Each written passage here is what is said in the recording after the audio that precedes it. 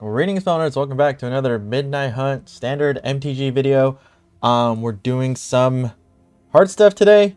The season reset at the time I'm recording this, so I figured, you know what? Let's just challenge ourselves. We don't have too much to lose here.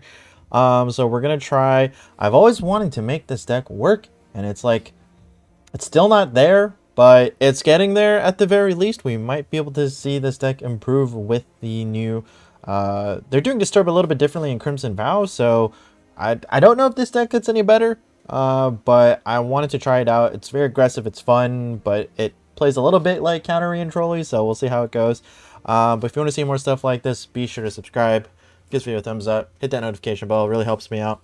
Of course, you can catch me live on Twitch. I'm actually a lot more active there now. You can submit your deck requests there. Give me a follow, sub, all that good stuff as well. There's a lot of shenanigans that happen. Play obviously some Magic, some Dead by Daylight, some Valorant, some other crazy games. So yeah, it'd be awesome if you guys could check me out there as well.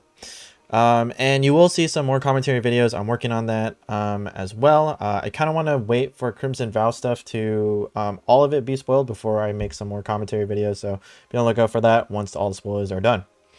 All right, so Azorious Disturb.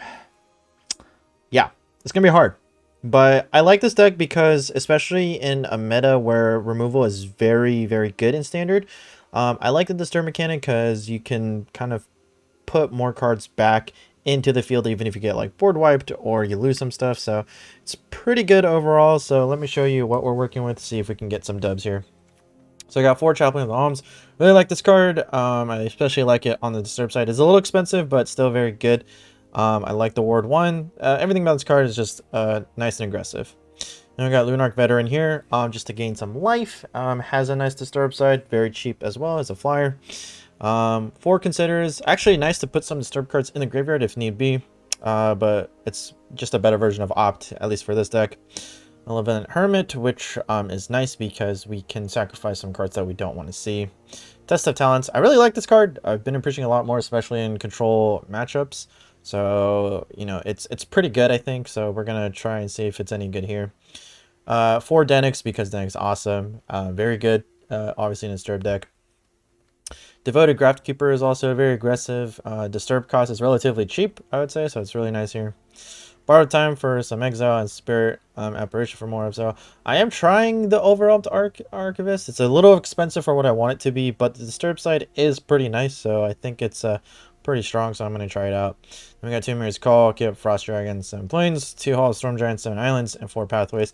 I really thought about putting the Luminarch Aspirant here just to like make these creatures all bigger. I think that might be the right call, but I'm just going to try and stick to kind of the Spirit Disturb part of the deck. I thought about running the what was it, Call to Arms or something, or Rally to Arms from Kaldheim to make but I just realized that because I'm effectively playing 2 different creature types, it doesn't, like, it's not as good as I would like it to be. So but if you're wondering in the future, I totally think that putting Luminarch Aspirant over the Archivist is 100% the correct call. It keeps you lower on the curve, it's more aggressive, which is what this deck wants to do. But I'm just gonna, again, since the season reset, it's not a whole lot for me to lose here, I think. So I'm just gonna be as aggressive as possible. Or I'm gonna stay as true as possible and see how it performs. Yeah, I mean, it's fun, it's good. It does what I want it to do. Okay, I'm gonna play the Devoted Graftkeeper here.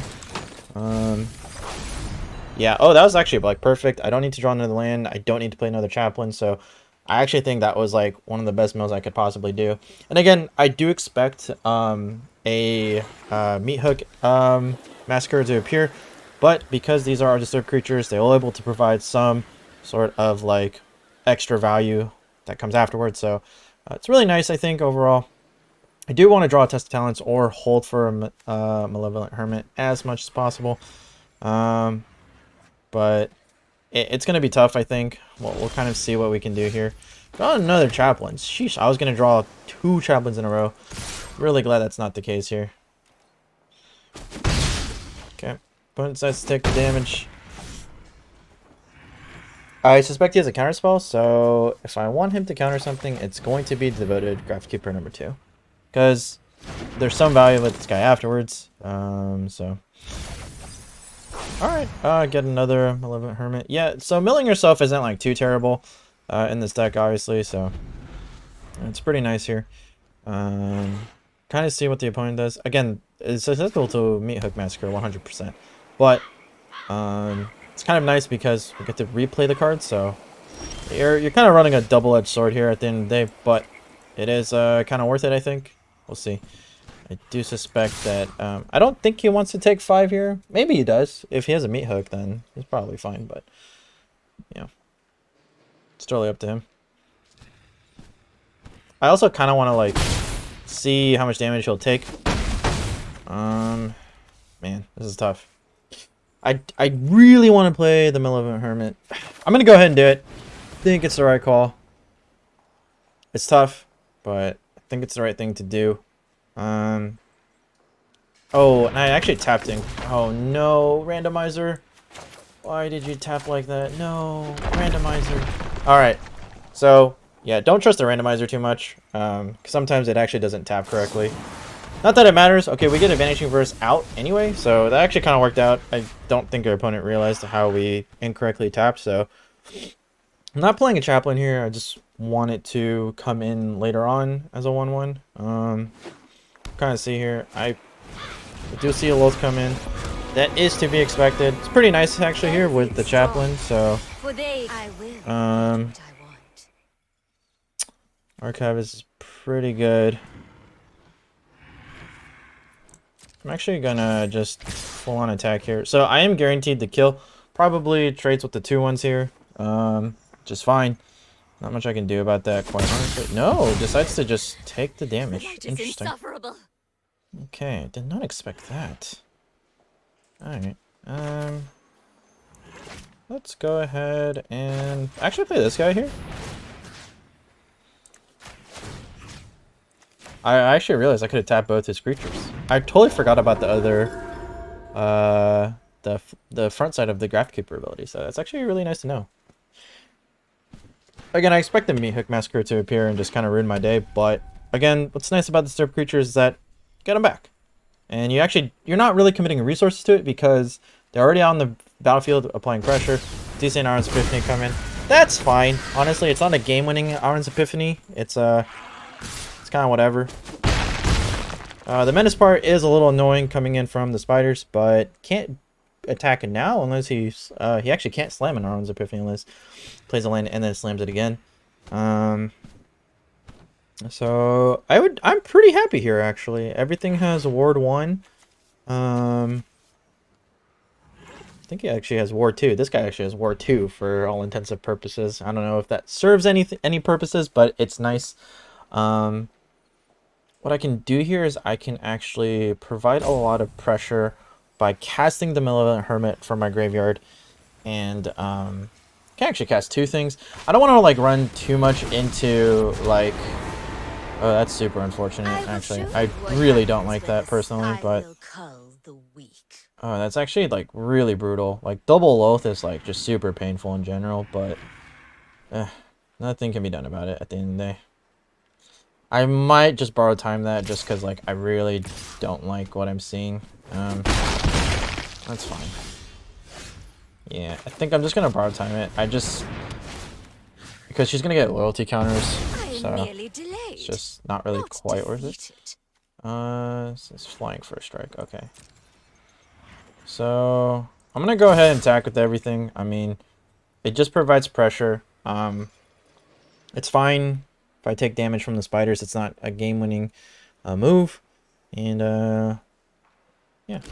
So it's gonna trade with the 2-1s. It makes sense. They provide the most damage, and they do tap. So it is what it is. But I think it's the right call to make regardless. And yeah, we'll see what we can do afterwards.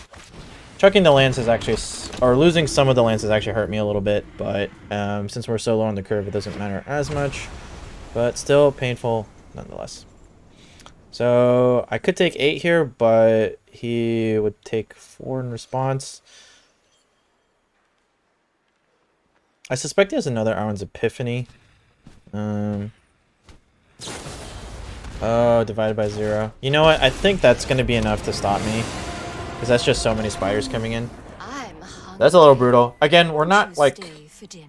We're just trying to see, like, what this deck can potentially do. I actually don't... I think Disturb has really been more of, like, a limited mechanic. I don't think it's a standard mechanic all that much. I don't... Truly... There's no card that sticks out to me that goes, like, yeah, that's really good in a Disturb deck, you know? Like, Denic as a rare is fine, but I don't even think there was... I mean, there is the Spectral Adversary, but that's not really a Disturb deck. That's more... That's just a Spirit. Oof. I'm gonna go ahead and keep this. It's like, the Consider helps, so... and it's 2 lands. It's a 2-lane hand, so... Alright, we're gonna run into mono white, so this is a good deck to kind of... Oh. Well, I do suspect that he's gonna pump this guy up, so... Yeah.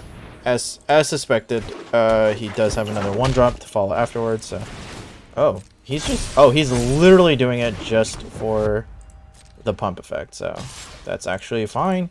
I think it could have been a lot worse, personally. Do I want to put that in my graveyard? Not really, but I kind of have to.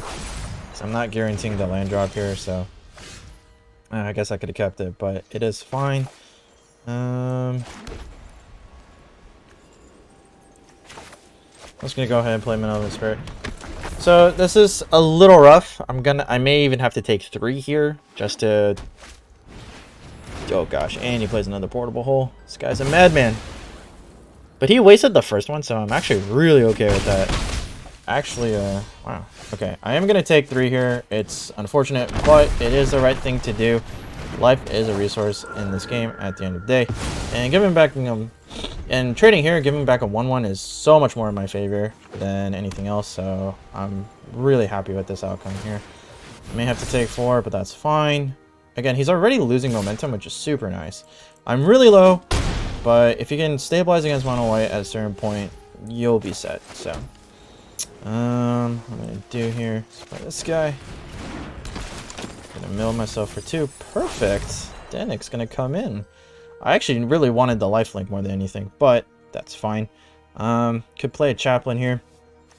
I'm not sure if Chaplain's the right play, but I'll go ahead and play the Chaplain regardless.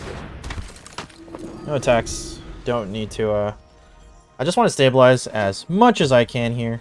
So we'll see what we can do. I think we've already kind of got that upper hand working for us. See a Chaplain coming in. That's fine. See an Adversary. Oh, that's actually pretty brutal, to be quite honest, but it's not the worst. Yeah, I'll double block. That's fine. I mean, doesn't really do too much, I think.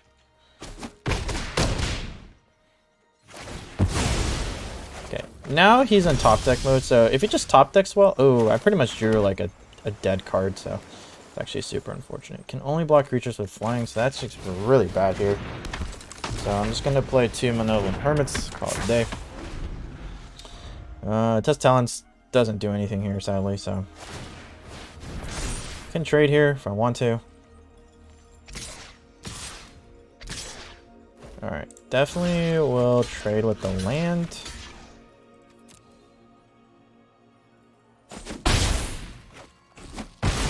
We might not be able to stabilize in time, honestly. And opponent drew another card. Insane. Insane, insane, insane. Let's see, what can we do here? I actually really need to draw another land. This helps a little bit, but I think I'm dead. Or I'm close to dead, if I'm not mistaken.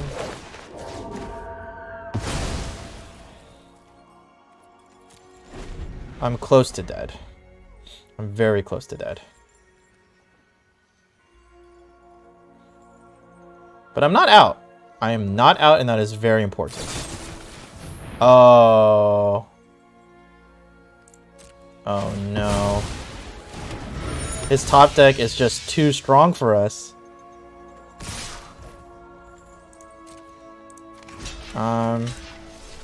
Well, I don't want to give him another resource, so I'll just do this here. I will draw though. It's actually, I could have Test of Talents. What am I doing? What am I actually doing? What am I actually doing? Okay, so I could do this, but then I can only play one card, but that's going to be the case anyway, I suppose. I'm actually bad at this game, guys. Wait, what? No, I can't do math. Okay. Mistakes were made. I had Test of Talents and I just didn't use it for whatever reason. I actually think we could have won there. I just forgot I had Test of Talents. I like neglected it completely because I was like, oh, well, it's a dead card against this deck. Which is totally not true because they do run Fateful Absence. So I think that was actually a win there because we could have Fateful Absenced and then kept a creature, kept the blocker, taken one, gun a two, and then play all our flying blockers and then just pretty much out-resource our opponent at that point. So that was actually a huge mistake on my end. I apologize. That was so bad. But, you know, if I didn't make mistakes, this wouldn't be a real video, right? Is that how it works? Okay, so I'm going to keep this in. Turn 1 Chaplain in the arms. Turn 2 Denik here. Denik has a really interesting backstory, actually. I really, really like it. We haven't gotten first in any of our matches, which is pretty common on this channel. But that's totally fine, honestly, because it forces me to be a better player. I drew second Denik. It's actually not bad. Just in case I split, the first one will die at a certain point anyway. He's a huge target, so... Especially against, like... decks like this or like mono red. So drawing a second Denik is actually like not the worst thing you could possibly do. All right, opponent's playing slow. I really like that. All right, I'm gonna play another Chaplain here, and then what's nice here is that because I didn't have to play any other creatures, I don't have to pay the 3 life for this land. And then we will pass the turn. So yeah, bunch of mistakes made last game. I'm surprisingly I'm not new to the game, but I make mistakes. I feel everyone says on Arena they're like it's easier because it's done for you, and actually it's harder for me because it's done for me, and I hate that so much. Do I want this? I actually don't. I actually like Test of Talents here. I actually think Test of Talents is great here. I'm gonna use the enchantment just because like I don't need to launch that apparition quite yet, so. And hopefully I can draw a land here because I would like to play the apparition and then hold for Test of Talents. I think that will more or less allow me to actually probably like just steamroll the game. I don't think I need to launch the Skyclave apparition here, so I'm just gonna kind of let the opponent just do what they need to do. Well, now I can. Yep, and I can hold for Test of Talents. Okay. Actually worked out. I think I'm being a little too aggressive here, but I think it's fine because we are an aggressive deck at the end of the day. Opponent should be at 8, but man, that card, Environmental Scientist, what a common. What a common. I expect a Blow in the Snow here or something of the sorts. So we'll see. And I was right, and this is why you play Test of Talents. And this is 100% why you play Test of Talents. Boom. Test of Talents, one of the best cards, honestly. Honestly, I think it's underutilized. So we're gonna end on that W. Technically we got 2 wins. I'm just a bad player. So hopefully you guys enjoyed that. I'm excited to see where this deck goes. Again, there's a lot to be desired. There's a lot of improvements that need to be made, but I think it's a fine deck. It's gonna be a C deck for quite some time unless Crimson Vow reveals something that's like absolutely amazing for spirits, like. Or for disturbed creatures. That's the thing. It's like, it's not really a spirit deck. It's a disturbed deck. And that's what makes it tough to utilize to the fullest. Like, yeah. So, but hopefully you guys enjoyed that. Hopefully you guys enjoyed watching me try to pilot this deck. I know people want it in standard, but at the end of the day, it's a limited deck. But, you know, it's not terrible in standard. It's just trying to climb the ladder. It's going to be a little tough. But hopefully you guys enjoyed that. Again, go ahead and click all those buttons down below. Follow me on Twitch. Find in the description, all that good stuff.